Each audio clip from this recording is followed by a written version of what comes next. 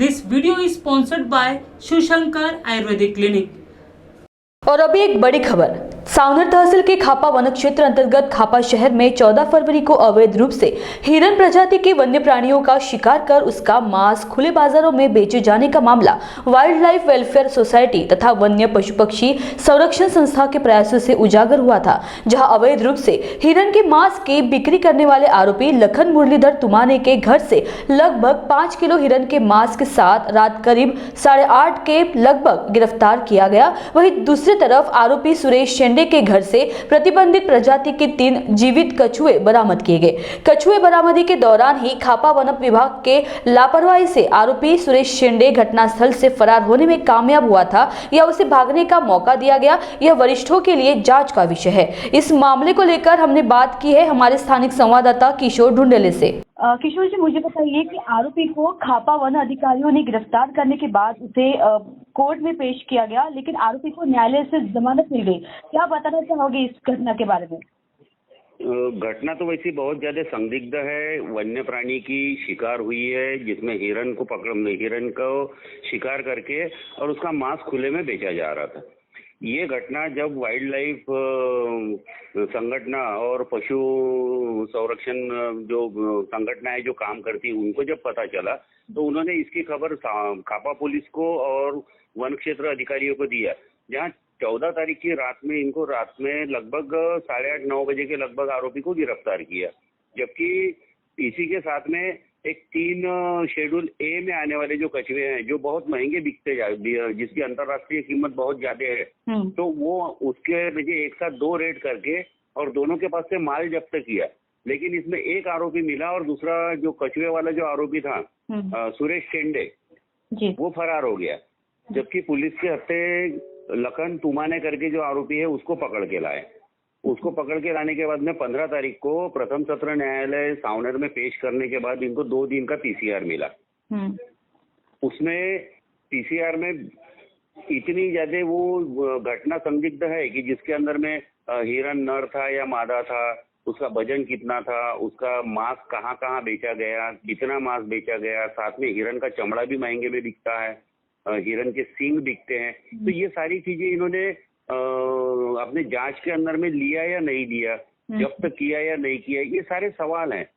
इसके बाद में 16 तारीख को जब आरोपी को माननीय न्यायालय लेके जाया जाता है, वहां उसकी जमानत हो जाती है। ये एक संशयास्पद है जिसके ऊपर में पूरे पशु प्रेमी जो हैं, वन्य प्रेमी, तो उनका रोष उत्पन्न हो रहा है। जी, मुझे बताइए कि इस मामले का भांडाफोड़ करने वाले जो वाइल्ड लाइफ वेलफेयर सोसाइटी के जो पदाधिकारी है, कार्यकर्ता है या फिर जो भी कोई सदस्य है, उन लोगों का क्या कहना है इस घटना के ऊपर? ये दोनों संगठना के साथ में जो वन्य जीव प्रेमी जो है उनका कहना ये है कि वह इतनी लेट लिथपी या ढुलमुल रवैया कैसे खापा वन परिक्षेत्र के जो जांच अधिकारी हैं ये इतना ढुलमुल रवैया कैसे अपना सकते, जबकि एक हिरन की शिकार हुई है जिसके ऊपर में प्रतिबंध सरकार ने लगाया हुआ है, उसको क श्रेणी में रखा गया है कि ये इनका अपने को संरक्षण करना है, इनकी अपने को उत्पत्ति बढ़ाना है। और ऐसे प्राणी की जब शिकार होती है वो शिकारी छपड़ जाता है, मांस बेचते हुए छपड़ जाता है और उसकी इतने जल्दी जमानत होना तो कहीं ना कहीं जांच में खापा वन अधिकारी जो है जांच अधिकारी उनसे कहीं तो भी बड़ी चूक हुई है जिसके कारण उसको जमानत मिली है। बिल्कुल, ये पर हरकत हुई है। तो इस अवैध शिकार मामले में और कोई नया मोड़ आया है या फिर और कोई नई बातें सामने आई है? हाँ, नई बात ये सामने आई है कि पिछले 3 दिनों से मैं लगातार वन परिक्षेत्र अधिकारी जो है वहाँ सचिन आठवले, उनसे मैं बात करने की कोशिश कर रहा था। तो उन्होंने आज लगभग 1 बजे के लगभग मेरा फोन उन्होंने उठाया और उन्होंने बताया, जब मैंने उनको पूछा कि सर इसके अंदर में क्या प्रोग्रेस है, तो उन्होंने बताया कि बोले इसमें जमानत तो जो हुई है आरोपी की लखन तुमाने की, वो तो उन्होंने कबूल किया कि माननीय न्यायालय ने जमानत दे दिया है, उसके बारे में ज्यादा कुछ बोल नहीं सकते। लेकिन इस मामले की पूरी जांच चल रही है, श्वान पथक वगैरह भी लाया था और कहाँ कहाँ इसका मांस है या कहाँ से शिकार किया गया था, ये सारे पहलुओं के ऊपर में हमारी जांच चल रही है।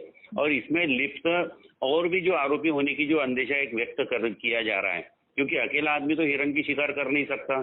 हिरन की शिकार करके उसकी चमड़ी उतार के उसका मांस लगभग एक हिरन का वजन अगर अपन ने देखा जाए तो 30-40 किलो से ऊपर में रहता है, जो अकेले आदमी को यहाँ तक लाना और घर तक लाना, उसके टुकड़े करना, उसको बेचना, तो ये उसके अकेले के बस की बात नहीं है। इसमें आरोपी और बढ़ सकते हैं, ऐसा उनका अंदेशा है। और उन्होंने उनसे जब मेरी बात हुई तो उन्होंने बताया कि हमारी जांच सही दिशा में चल रही है और दोषियों को बख्शा नहीं जाएगा, ऐसा सचिन आठवले ने बताया। जी किशोर जी, बहुत बहुत धन्यवाद। इस मामले का और भी उजागर होने तक हमारे साथ जुड़े रहिए। जी धन्यवाद। SMS kinetic E mobility showroom electric bikes and auto मिलने का एकमात्र स्थान, जहां आपको इलेक्ट्रिक वाहनों में मिलेगी अत्याधुनिक सुविधाएं। Zing electric and Zoom electric e bikes, इसके अलावा इलेक्ट्रिक ऑटो में मिलेंगे 4 models: Kinetic Safar Smart, Kinetic Super DX, Kinetic Safar Jumbo, Kinetic Safar Shakti, Kinetic Green Safar Smart, strong, spacious and superior e-rickshaws, low investment and higher returns. Visit us at Fitness Park Square, Ruikar Road, Mahal, Nagpur. Contact us 9096 654447. सोचो smart, खरीदो सफर smart.